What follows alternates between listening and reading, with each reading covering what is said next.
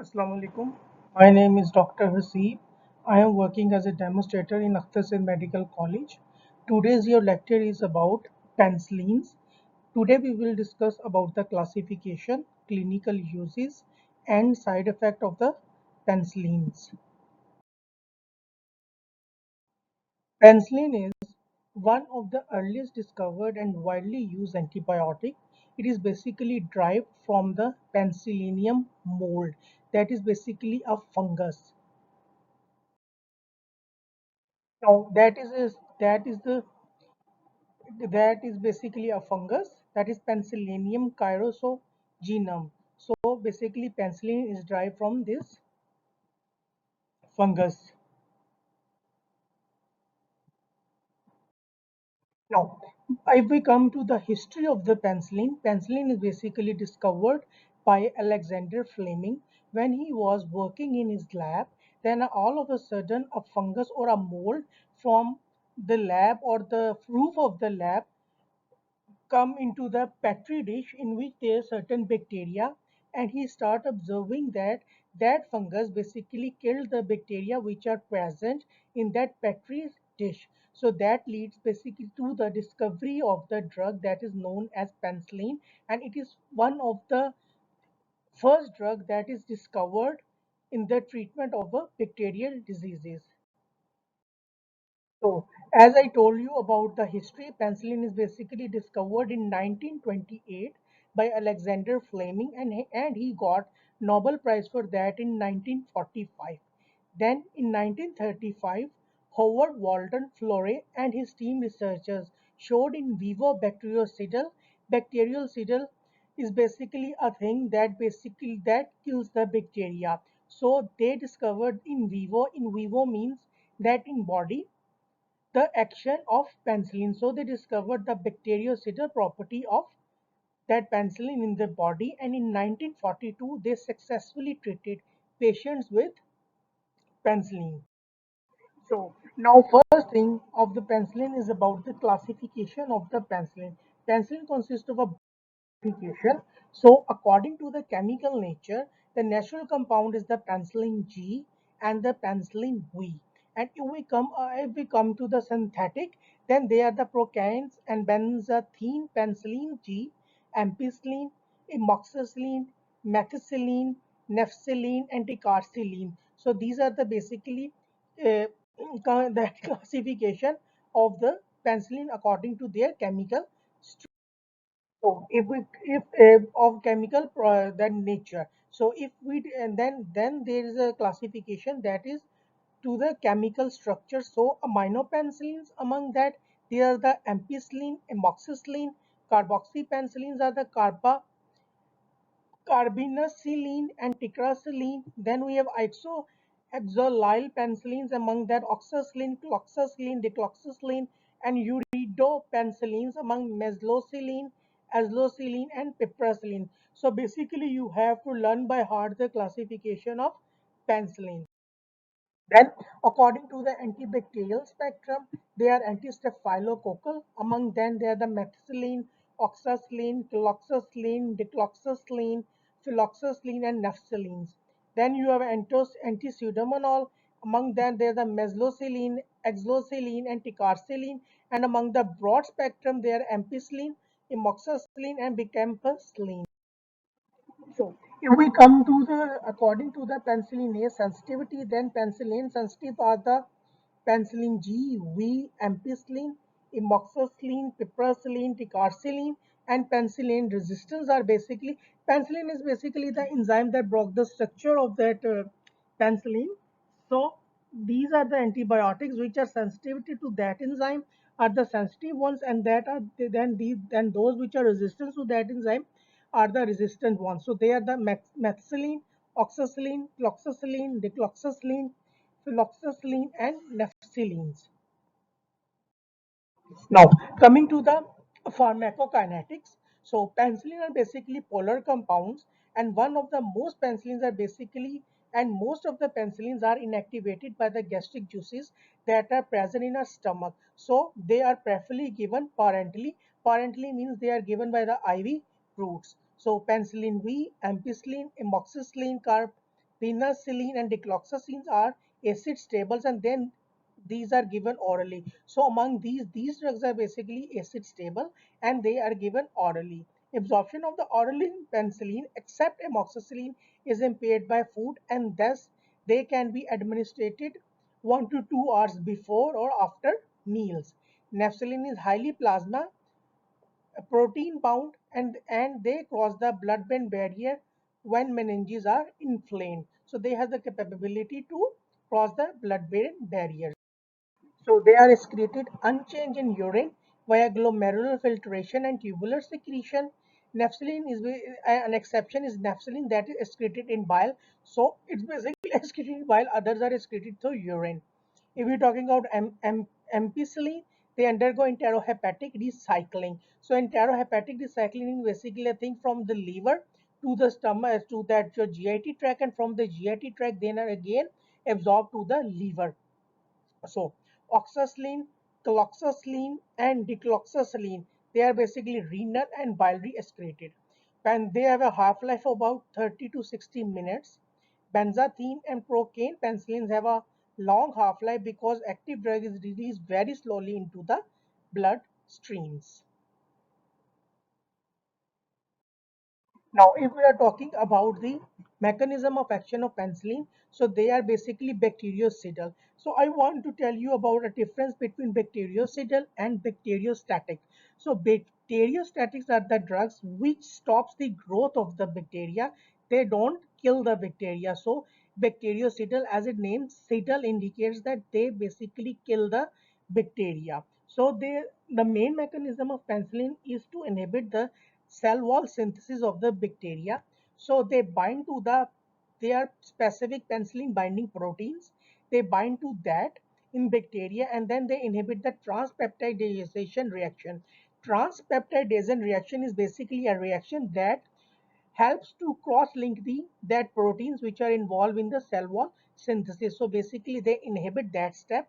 Then they activate the autolytic enzymes. They further destroy the cell wall and causes the cell lysis and their death. So basically penicillins are bactericidal. They inhibit the cell wall synthesis, kills bacterial cells only when they are actively growing and synthesizing the cell wall. So it's the basically structure of that. They are the purines, outer membrane, peptidoglycan chain, periplasmic space. Then there is a cytoplasmic membrane. They in that there is basically a penicillin binding proteins to which the penicillin attaches, and then they inhibit the steps they are involved in the protein synthesis. Beta lactamases are the enzyme which I told you later in this lecture. Okay. Now, coming to a rough structure, that is basically the cell wall, there the cell membrane, and that is the cross-linking of that is basically the cross-linking of that membrane, which are caused by that peptidoglycan. These are the amino acids which are involved in the cross-linking of these protein molecules, so that they are able to make the cell wall. So basically, penicillin bind and inhibit that step. Then the cell wall synthesis is inhibited, and that leads to the lysis of the bacteria. Now, resistance. Penicillin developed by resistance by inactivation by beta lactamases. Beta lactamases is basically the enzyme that alters the structure of the penicillins so that the penicillin is not able to bind to the specific proteins, or they basically destroy the proteins. So other are the modification of that penicillin binding proteins. Modification in a that way they change the structure or something like that of that penicillin binding proteins, so that their structure is altered and that structure is not recognized by the penicillin, and in this way the bacteria invade their action. Other is the penetration of the drug into the bacteria, the inhibiting by the penetration, and the other one is the efflux, in which the drug is and the drug is basically removed from the bacteria itself by a mechanism that is efflux. Now, if we are talking about the spectrum of activity, so penicillin G, basically they are used from gram-positive bacteria. Among that, they are streptococci, Streptococcus pneumonia. Basically, the penicillin and the other cephalosporin groups, they are given for the gram majority of the gram-positive bacteria and the gram-negative gram positive, among that they are the cocci, and the little of that gram negative cocci. So basically they are given from for streptococci, streptopneumonia, pyogenes, viridans, among pneumococci and pterococci. And among the gram negative we were talking about, then they are the Neisseria gonorrhea and Neisseria meningitis. So gram positive bacilli, among that is the Bacillus anthracis and Corneobacterium diphtheria. Then among spirochetes, they are Treponema palladium and Treponema pertini. Then among anaerobic bacteria, they are the Clostridium perfringens and Actinomyces israelii. So this is the penicillin among their broad spectrum. They are basically gram-positive Staphylococcus aureus, Streptococcus, pyogenes, viridans, and pneumonia group. So it is a major cause of bacterial pneumonia or all group. So it's a pneumococcal pneumonia, as its name indicates that it basically the causes the pneumonia. Infection occurs in basically in individuals which are living in cross species. Then they are also involved in the treatment of that spirochetes, and they are also involved in listeriosis that causes the fever, CNS disturbances. In majority of the infection occur in the newborns. They are also listeria can also cause endocarditis, urethritis, conjunctivitis, and abortions.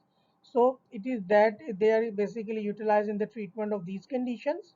It's a general overlook. They are also given as a gonorrhea. Silver nitrate drops in ice prevent gonorrhea of the newborns, and penicillin producing strains are treated with streptomycin, ceftriaxone, or cotrimoxoles. Now, aminopenicillins, among that, they are used for the treatment of gram-positive cocci. They are the enterococci, gram-positive, bacilli, then listeria, and gram-negative among E. coli, H. influenza, protease, maribellus, and salmonella type. So that is an antibacterial spectrum of penicillins: listeria, E. coli, protease, salmonella, and H. influenza. Now, carboxypenicillins and uridopenicillins are given among gram-negative: Klebsiella, E. coli, Protease, H. influenza, and Pseudomonas. And anti-Staphylococcus penicillins are Staphylococcus aureus, epidermatitis, and methicillin-sensitive Staphylococcus. So they are the spectrum of these. They are spectrum of carbopenicillins. They are Enterobacter species, E. coli, Protease, and among other are the H. influenza, Pseudomonas aeruginosa. Now, if we're talking about of the clinical uses, then pneumococcal infections, if we're talking about, as the name indicates, they causes the pneumococcal meningitis. Pneumococcus is basically a bacteria that causes meningitis and pneumonia. Then there are the streptococcal infections. They are causes streptococcal pharyngitis, that is scarlet fever, and streptococcus pneumonia, arthritis, meningitis, and endocarditis. So, if we are talking about the Staphylococcus infections, meningococcal infections, gonococcal infections, and syphilis and actinomycosis, diphtheria, anthrax, tetanus, gas gangrene, rat bite fever, listeriosis, Lyme disease, erysipeloids, rheumatic fever, surgical procedures in patients with valvular heart disease, upper respiratory tract infections, and typhoid and shigellosis. We were talking about an adverse reactions. Penicillin causes an allergic reactions like urticaria, pleuritis, fever, joint swelling, hemolytic anemia, nephritis, and anaphylaxis. Penicillin also causes cross allergicity between different penicillins. They are also having an allergy with the cephalosporins. Partial cross allergy exists between two penicillins and cephalosporins. They are also causes seizures if given in high doses in patients in with renal failure. They also causes neutropenia, and among a specific drug that causes the neutropenia is the nepsilene. And interstitial nephritis is basically caused by methicillin, and oxacillin is responsible for causing hepatitis in patients. So they are all ampicillin and amoxicillin causes mucopapillary skin rashes. Among the GIT disturbances, they are causing nausea, vomiting, diarrhea. If they're taken orally, and secondary infections like vaginal candidiasis, pseudomembranous colitis, which are caused by ampicillin irritation and local pain from intramuscular. So basically, beta lactamase inhibitors.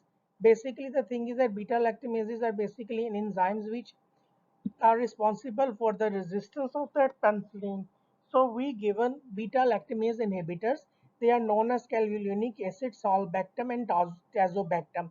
These are the basically drugs which inhibit that beta lactamase enzymes which are secreted by the bacteria to avoid their to get them avoid from the action of penicillin. So basically, to in that way they became resistance to the action of the penicillin.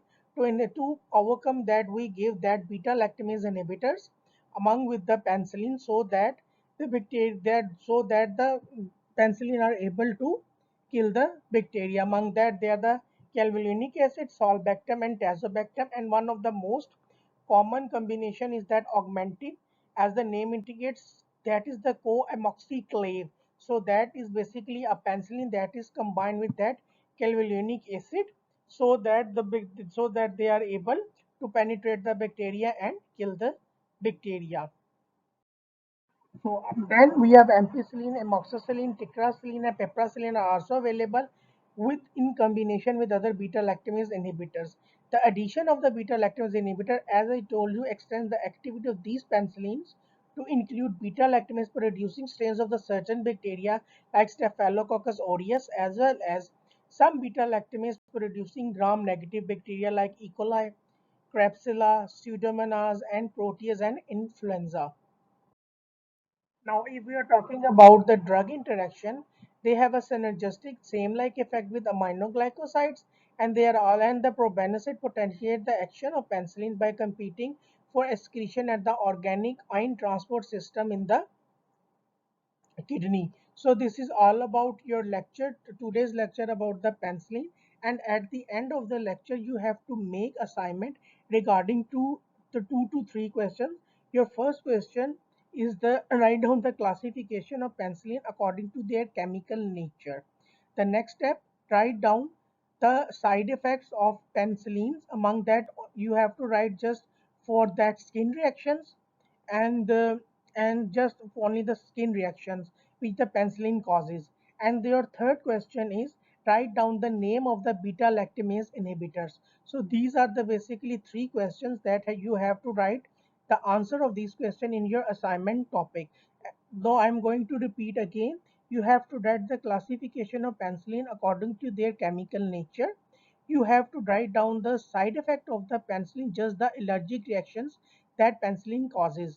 And then the last one is you have to write about the name of the beta lactamases. So these are this is all about your penicillin lecture.